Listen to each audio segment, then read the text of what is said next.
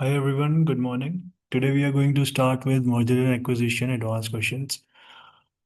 These questions actually include accounting treatments of merger and acquisition deals, along with deferred tax assets and deferred tax liabilities. And here we will be looking into different purchasing methods of merger and acquisition during merger and acquisition, like stock purchases, asset purchases, and section 338 which we have not discussed. And these kind of questions are expected only when you are appearing for advanced level interviews or for high levels, high level positions. These kind of interviews are expected, not for beginners. So let's get started. Question number one is about per- the difference between purchase accounting and pooling accounting. And you can explain this difference, uh, and the key difference here between purchase accounting and pooling accounting lies in it lies in how the acquirer records the assets and liabilities and equity of the target company on the post-acquisition of balance sheet. So under purchase accounting, which is a standard today, um, it's also known as accounting method. So the acquirer records the transaction at fair market value. And what happens is the target shareholders equity is eliminated, since it no longer exists after the acquisition, and the purchase price paid by the acquirer is then allocated among the target's identifiable assets and liabilities and based on their fair market value at the time of acquisition. If the purchase price exceeds the fair value of the identifiable net assets, that means that that excess amount is recorded as goodwill and on the acquirer's balance sheet. And if the purchase price is less than the fair value of the target's net asset, the difference is recorded as a bargain purchase gain on the net income. So goodwill reflects the intangible value of things like brand reputation, customer relations, or expected synergies. Basically, what the buyer is willing to pay beyond the tangible book value, that's recorded as goodwill. And when we talk about the pooling accounting, so pooling accounting, okay, so before that, before moving to pooling accounting, let's discuss an example of purchase accounting. So a company pays 120 million to company B for the fair value of company B's net assets. For of 100 million, then 20% of goodwill is created. So they actually paid 120 for and the fair market value of the company B's assets was 100 million only. So this will create a $20 million of goodwill in the balance sheet of the acquirer. And when we talk about the pooling accounting, was the historical method and rarely used today. So in pooling accounting, more commonly it was used before 2000s, year 2000. Uh, two company, the two companies' balance sheets were simply combined, almost as if they had always been single entity. So the assets and liabilities, along with the shareholders' equities of both companies, were added together on the book values, at their book values, not the fair market value. So no goodwill or purchase price allocation was created. It essentially treated the transactions like a merger of equals, where ownership was exchanged, but no revaluation of assets or liabilities occurred. And however, pooling accounting could only be used under very strict conditions, such as when the merger was primarily a stock for stock exchange and met a number of detailed criteria. Because these conditions were hard to meet, and because it do not reflect the fair market value of the transactions, it was eventually eliminated in favor of purchase accounting, which is also purchase accounting is also known as purchase price allocation. So you are allocating a price to whatsoever you are purchasing. Previously, we discussed the example where we created a goodwill. So on the fair market value, and purchase price accounting actually provides more transparency and comparability.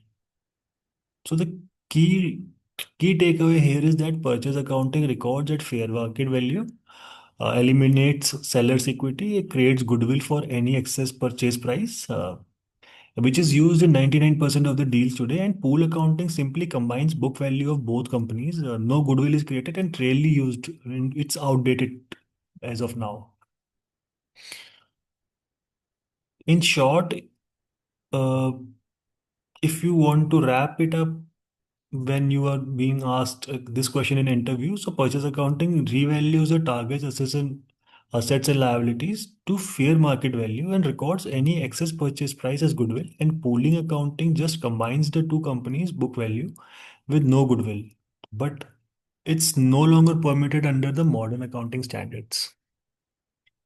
I hope this made sense to you guys. Uh, Purchase price accounting is also known as purchase price allocation. So don't get confused here. And goodwill is created when we are using purchase price accounting, and there is no goodwill created when pooling accounting is used, which is outdated and rarely used these days.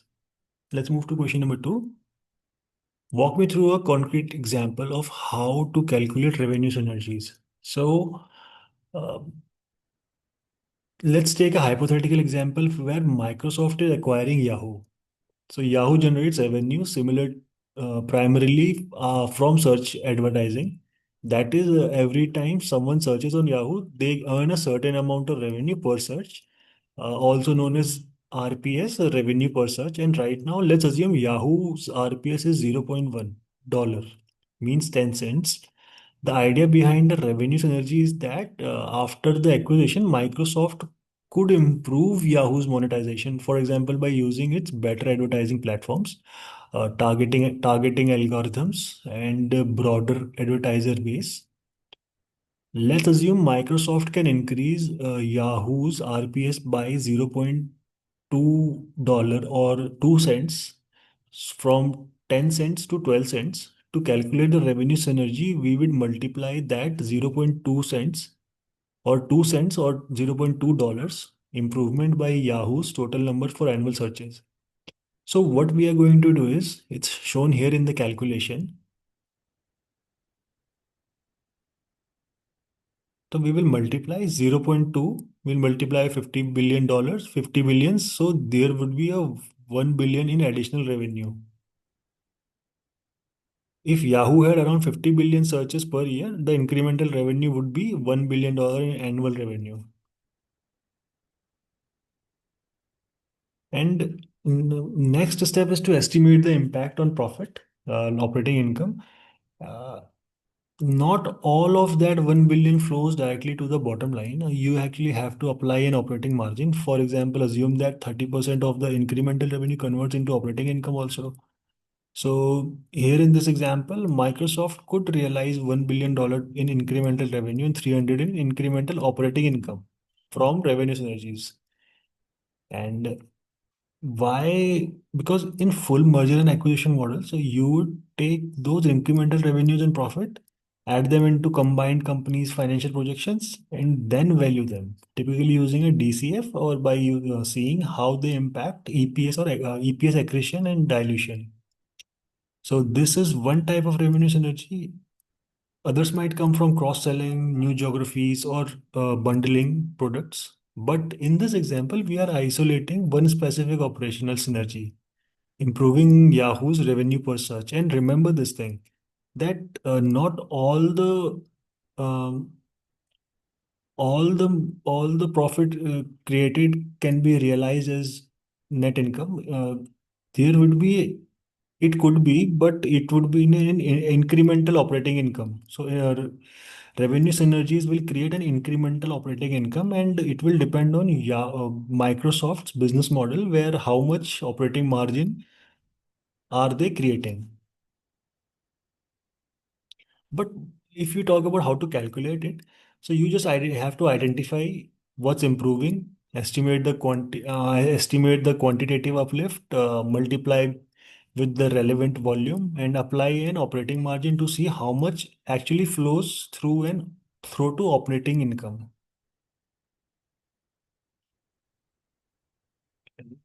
I hope this was clear to you guys. Simple, it was very simple. And next question, I think we are calculating expense synergies means cost synergies, and the logic applies here also.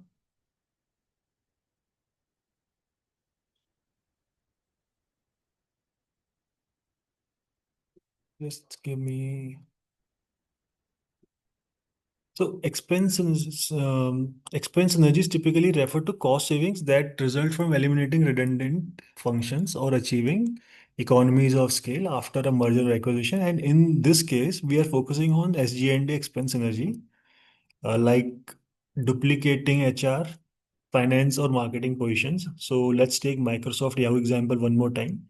So Microsoft currently has 5,000 SG&A employees and Yahoo has 1,000. And after acquisition, Microsoft estimates it will only need about 200 of Yahoo's selling general and administrative staff because its existing infrastructure and employees can take over most of the work.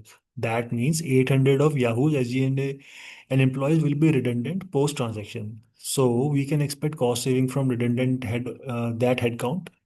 To quantify that, we multiply the number of eliminated positions by their average annual salary. Let's assume the average SG&A salary at Yahoo is about 100,000.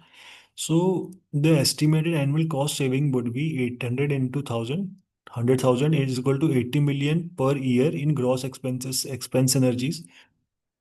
And of course, in the real world deal model, you would refine that number. You would factor one-time integration costs like severance, relocation, or system consolidation, and also recognize that these synergies typically phase in over time, not all at once. And for instance, maybe 50% are realized in year one and the full amount by year two. Once you have the annual synergy numbers, you would adjust the numbers. You will adjust the taxes to estimate the after tax benefit. And in this case, at a 25% tax rate, 80 million per tax saving would translate to about 60 million in the after tax saving. So 25% of 80 million is 20 million. We will subtract that and we will arrive at the after tax saving 860 million. And finally, we can add those values by applying a multiple or discount rate. And for example, using a 10x multiple, those energies could roughly add roughly 600 million in the value of the combined company. And to summarize it, identify the overlap, multiply by average cost, adjust for taxes, timings, and one-time cost, capitalize those savings to estimate value creation. And that's the journal framework we would use to calculate and interpret expenses. So this was pretty much simple, just like how do we calculate revenue synergies, how do we calculate expense synergies. In expense synergies, we will look into the overlapping of where we can save money. And in revenue synergies, we will see how we can make more money. So we are merging two companies or acquiring a company, merger or acquisitions. We will see how we can both benefit, how we can both increase our revenue and how we can save our expenses. If you remember here, we discussed about the operating margin. So don't you think that if we are able to cut short our expenses, we will improve our operating margins? And if you are thinking yes, you are correct. So if we are cutting down, if we are able to uh, do something about our expense energies or increase our expense energies, then we are obviously going to improve our operating margins. And that will result more net income and that will result more EBITDA, not net income, more EBITDA. I hope these three questions are clear to you guys. Purchase accounting and pooling accounting. Purchase accounting is also known as purchase price allocation. Here we create here we create goodwill and We record the acquirers, the target assets and values at fair market value. Revenue synergies, expense synergies. Previously, in the basic questions, we discussed that a merger and acquisition is most impacted by if synergies do not work the way we expect them to work. So, this is important actually. Revenue synergies, cost synergies. If synergies do not work the way we want them to work, or we overestimated our synergies, then the merger or acquisition is going to be dilutive rather than accretive. So accretive merger and acquisition is profitable to the acquirer. If it's a dilative merger and acquisition, it's not favorable to the investors or the acquirer. All right, so let's move to question number four now. So question number four is about how do you take into account a net operating loss in merger and acquisition deal? Okay, so net operating losses. So first of all, let's first define what net operating loss is. So net operating loss actually represents past tax losses a company has generated that can be used to offset the future taxable income. They effectively, how do they, I mean, they use that, they effectively reduce future taxes. So they can be a valuable asset in the acquisition. So idea here is net operating loss could be used. So we actually had a loss previously, but still we had to pay the taxes to the government. So that operating loss we can carry forward and we can use that. And there is going to be an IRS limitation also. So IRS is the taxing authority of United States, Internal Revenue Services. You want to study in detail about IRS, you can Google it or you can go to the IRS website. You can see there. Uh, so when a company with not net operating losses is acquired, the US tax code specifies section 382 of the Internal Revenue Code, which limits how much of those net operating losses the buyer can use each year. And this is to prevent the loss trafficking, where profitable companies buy unprofitable ones purely to use their tax losses. So understand this thing. If you are a business owner and you are making loss, even then you can sell your company because that will be used by the acquirer company. That could be used by the acquirer company. And this is what actually, that's why you actually have to be aware about section under 382, the limitations which comes with section 382. Just remember this section 382, which prevents the loss trafficking, where profitable companies buy unprofitable ones purely for their use of tax losses. And section 382, under this section, let's explain this section. When there is an ownership change, the target's pre-acquisition net operating loss can only be used up to a certain amount each year. And the annual limitation is, this is the formula, equity price or equity purchase price into long-term tax exemption rates. The long-term tax exemption rate is published monthly by the IRS, which is around 3 to 5%. So every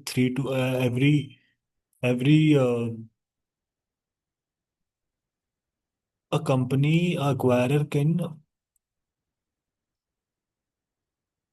use 3 to 5% of net operating loss every month. And not 3 to 5%, but 3 to 5%. This is the annual rate, and you can use if you want to use that loss monthly. So the net operating loss, you can only recover 3 to 5% of the that company if you have 100% loss, for example. So it will take you around 20 years at a rate of 5%. If the IRS, So monthly publishes the IRS, and this could be, don't get confused. This is an annual rate. You actually have to convert this rate into monthly rate divided by 12. Then you can apply it monthly, or you can here, you can change these numbers, the equity purchase price. You can change those numbers annually. So don't get confused when using this. These are the silly mistakes which does happen, and that's why I have given a detailed explanation here in that slide only, so that we could even after the lecture you can read it on your own whenever you want to revisit the lecture. So step two is walk through the concrete example. For example, let's say acquiring company had $1 billion. We're acquiring company for $1 billion, and the applicable tax rate is 5%.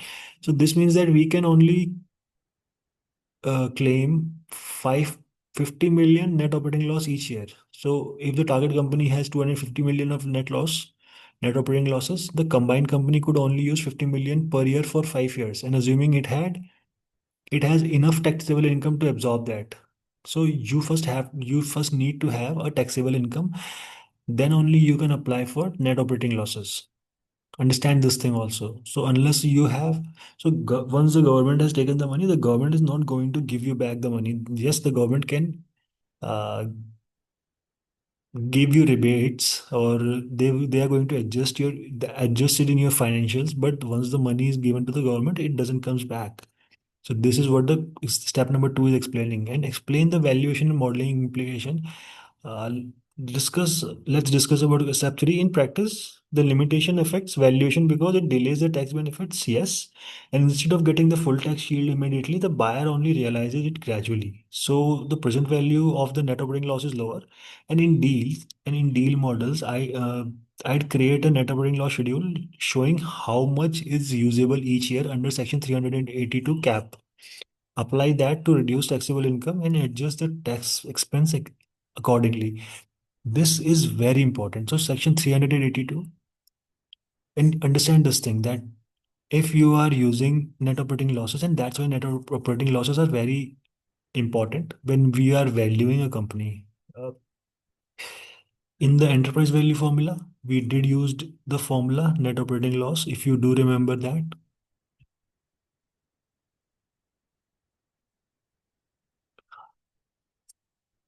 And if we are including net operating losses in our valuation, so they are actually going to delay the tax. They are going to change our valuation considerably.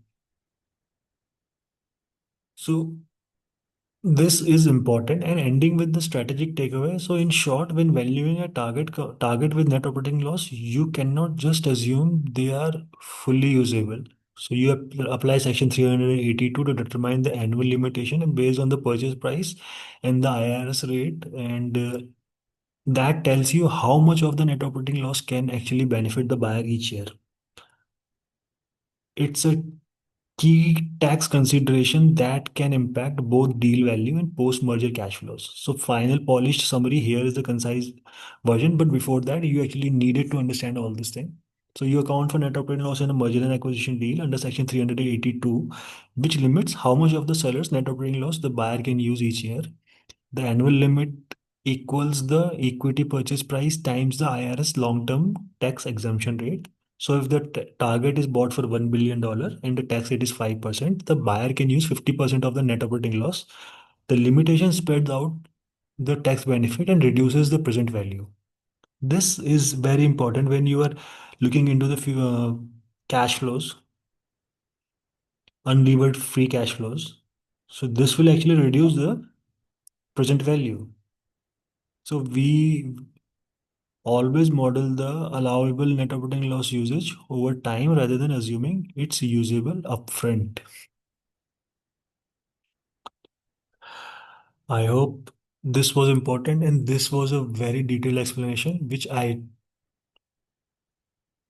actually have put here in the question only, along with in the slide. So let's move to question number 5. So why do deferred tax assets and liabilities, just give me a moment.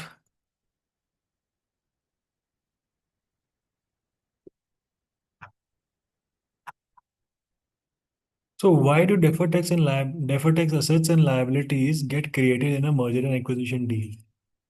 So this is a good question. This is a great question actually. So they get created when you write up assets, both tangible and intangible. And when you write down the assets in the transaction, these are the two criterias. When a deferred tax asset or liabilities are created, an asset is a write-up. An asset write-up creates a deferred tax liability, and an asset write-down creates a deferred tax asset. So you write down and write up assets because of their book values and what's on the balance sheet, and it often differs substantially from the fair market value. So an asset write-up creates a deferred tax liability. If you are writing up an asset, that you are assuming that the fair market value is less, and I am writing up.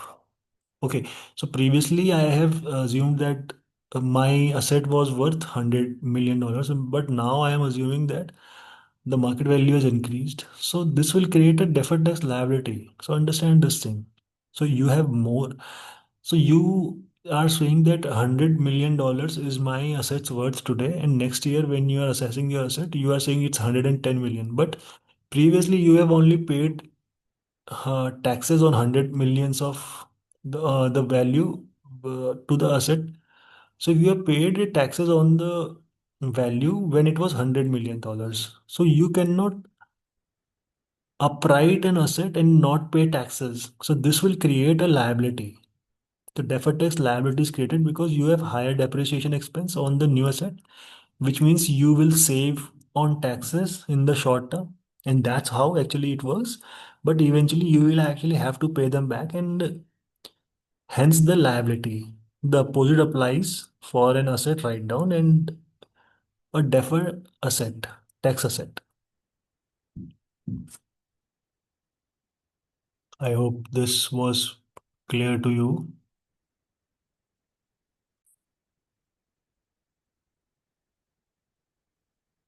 I hope this question is clear to you guys now. So let's move to question number six, and let's discuss question number six. How do DTLs and DTAs affect the balance sheet adjustment in the merger and acquisition deal? So deferred tax liabilities and deferred tax assets. So you take them into account when with everything else when calculating the amount of goodwill and other intangibles to create on your own pro forma balance sheet. So the formulas are as follows. So deferred tax asset is asset write down into tax rate, and the deferred tax liability is asset write up into tax rate. It's a quick formula. So let's say that you were buying a company for $1 billion with half cash and half debt, and you had 100 million asset write up, and the tax rate was 40. And in addition, the seller has total of $200 million, total liabilities of 150 million, and shareholders equity 50 million. So here's what happens to the combined company's balance sheet in ignoring transaction and financing fees. So first you simply add the seller's asset and liabilities, but not shareholders equity. It's wiped off. In merger and acquisition, it's wiped off. Remember this thing. To the buyers, to get your initial balance sheet, and assets are up by 200 million now, and liabilities are down by 150 million.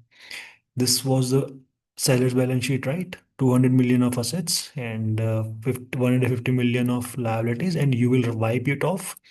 You will wipe off $550 million straight away. The buyer, to get the initial balance sheet, the asset are up by this, and that. Then the cash on the asset side goes down by 520 million.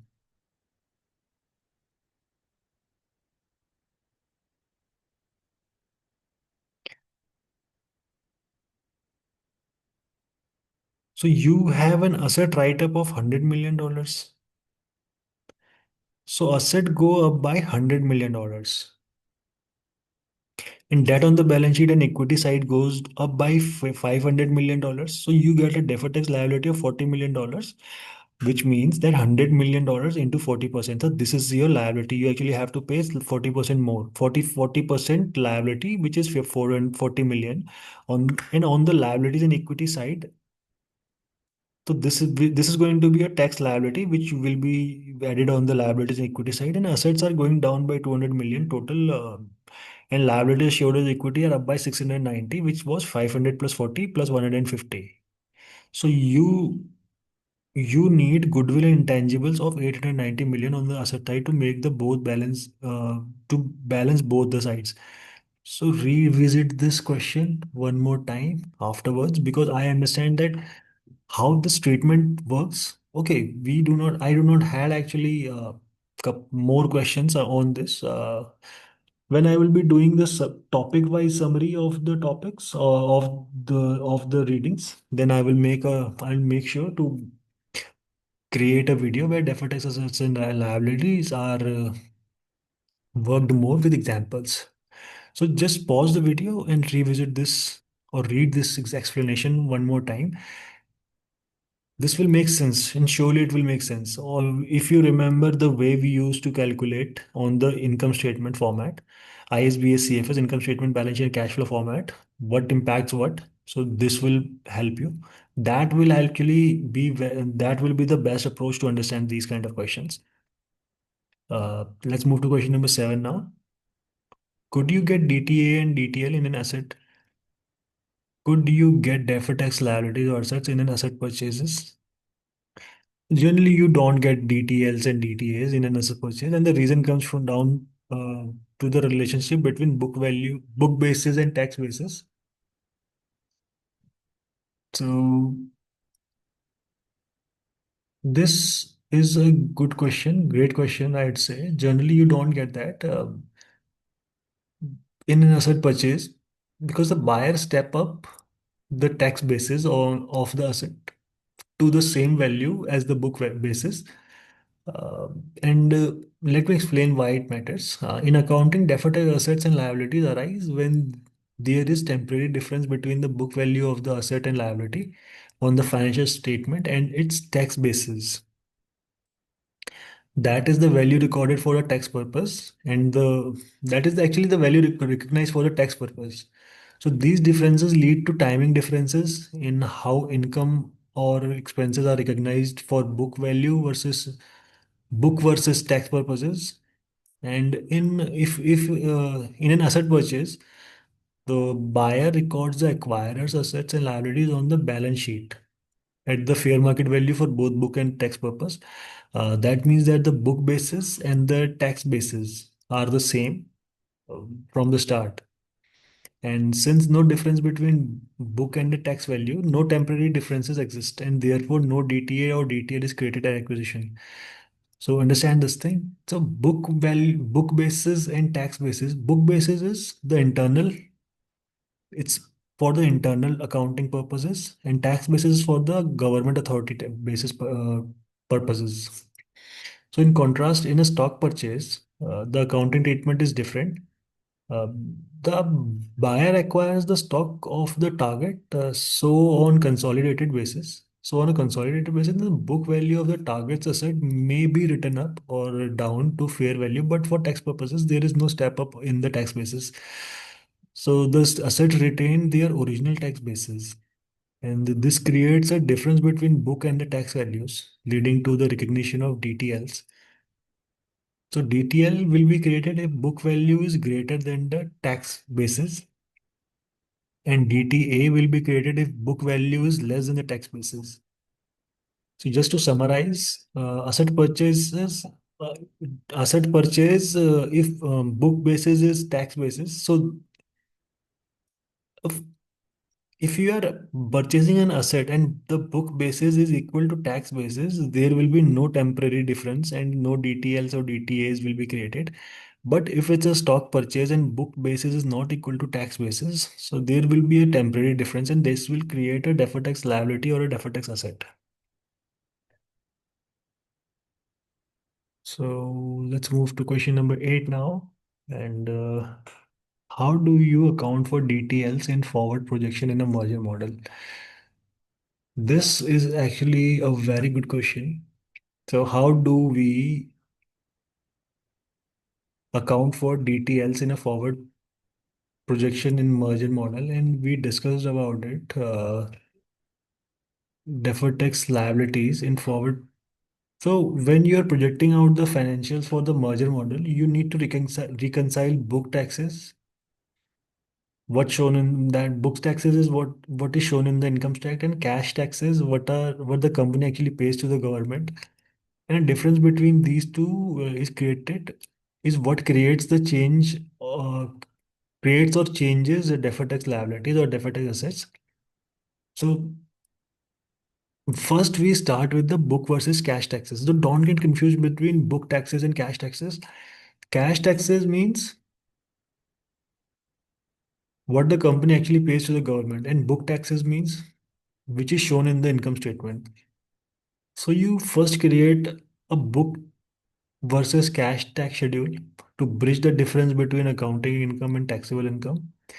Then you compute what's owed and what's paid.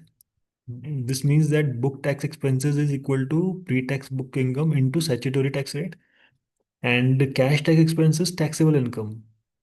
So into statutory tax rate. So book tax expense means what you are recording in the income statement. So that's pre-tax book income into statutory tax rate, and the cash tax expense means taxable income into statutory tax rate. And because of these purchase accounting adjustment, the two will always differ. And understanding the detailed mechanics. So understand this mechanics of deferred tax liabilities. When the book tax expense is greater than a cash tax expense, this means uh, you have underpaid taxes today and you will owe more in the future. So deferred tax liability will increase. And when the cash tax expense is greater than the book tax expense, it means you have overpaid today and you will owe less in the future. Deferred tax liability, given that you actually have taxable income in the future, then only you will be able to realize your deferred tax assets. So your deferred tax assets increase or deferred tax liabilities increase. So this is how it increases or decreases. If you are paying more today to the government, so you will owe less in the future. So your liability will decrease. If you are underpaying today and in future you will owe to the government, so that your liability will increase. So in the liability name means that you have an obligation to pay. And to record this on the financial statement, you start with the deferred tax liability balance. You adjust it based on the difference between the book and the cash taxes. And the change flows through the income statement and the balance sheet. And in merger and acquisition, the if you look at the big picture, after a merger, you often create new details because of tax write-up. For example, if you step up the book value of PPE or intangibles to fair value, you get higher book depreciation or amortization than the tax depreciation. And this temporary difference means taxes will be higher in the future, creating deferred tax liability. As those assets are depreciated or amortized over time, the deferred tax liabilities gradually reverses, which is captured in your forward projections using the book versus cash tax schedule. So we need to revisit this. So the merger and acquisition is a very diverse field, and it's tricky because I understand that unless until we do it on an Excel, you will not be able to grasp what I'm trying to tell you. But just understand these things little by little. It will, if you are watching this video, this will help us when we will do our merger and acquisition model. And pretty soon we are going to do a merger and acquisition model. See, DCF is very common, relative valuation is very common, but merger and acquisition, those models are actually uh, so I will actually have to make a DCF first so that you do not get confusion between linking the financials. Then we actually have to do a relative valuation because those two will create a base for our merger and acquisition model. All right, so tax purposes, book value, uh, asset write-up, tax basis, cash basis. Understand these names. Book versus cash tax schedule. Just remember these names. What does book mean? Cash means tax basis, uh, book tax, cash tax. Just remember these names. And section 382. If you can read about 300 section 382 of IRS, so it will help us when we will do our merger and acquisition model. Let's move to question number 9 now. And all right, this is a big question. And again, let's start with question number 9. So explain the complete formula of how you calculate goodwill in a merger and acquisition deal. So the formula is here. So you start with equity purchase price. You have purchased the equity, and you are going to subtract the seller's book value because we write it off. Then we add the seller's existing good value also in our balance sheet. Then we subtract the asset write-ups. Then we subtract the seller's existing deferred tax liabilities. Then, so we are going to subtract the write-ups. We are going to subtract the seller's existing deferred tax liabilities. And then we are going to write down of seller's DTA. We are going to add that. And we will add newly created DTLs. And okay, let's talk about each component here. So equity purchase price is the amount the buyer pays to the seller, and it's the starting point of the calculation.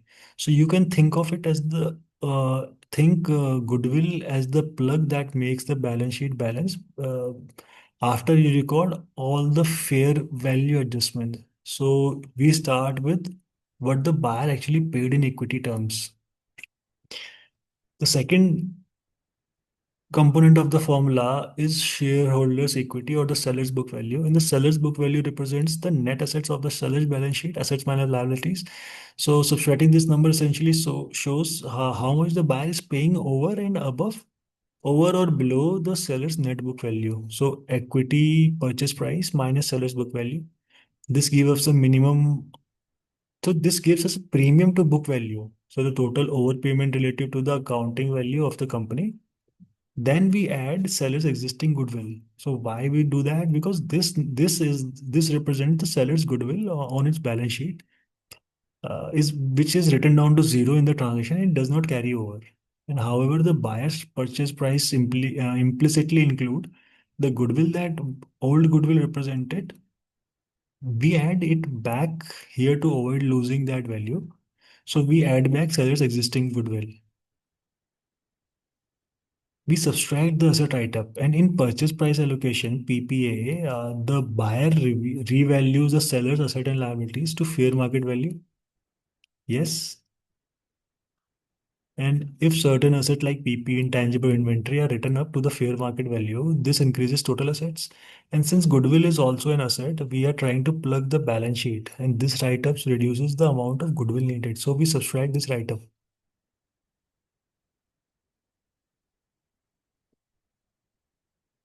The fifth is here the seller's existing DTL. So the seller's existing DTL typically gets written down to zero in an acquisition because it is tied to the temporary differences that go away when the assets are revalued. And when DTL is removed, it reduces liabilities on the balance sheet, uh, meaning assets need to go down to balance. So we are subtracting sellers' existing DTLs. Then we add back the write down of sellers, referring existing DTL. So we add the write down of sellers existing DTA. A tax deferred asset represents the future tax benefits if the acquirer believes some of some or all of that seller's DTA won't be usable after the acquisition. It's written down, and that write down reduces the assets. So to balance the equation, goodwill actually increases, and therefore we add back the write down of the seller's DTA here. The newly created deferred tax assets or the newly created deferred tax liabilities we add back. Why? Because the fair value increase on assets, the fair value increase on asset creates new temporary difference resulting in new DTLs. And yes, this increases liability. So we add them back to goodwill. So fair value. So there is going to be newly created deferred tax liability, and liabilities means we are up writing up the asset. So fair value increases. That's why what we discussed previously, fair value increases on deferred on asset create new temporary differences resulting in new DTL, write up of the asset. These okay. If you're getting confused, just revisit previous questions and you will then be able to figure out this thing.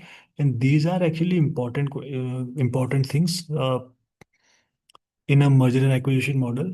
So then these are advanced questions. So I understand that if you are getting confused, it's very obvious and it's very natural also.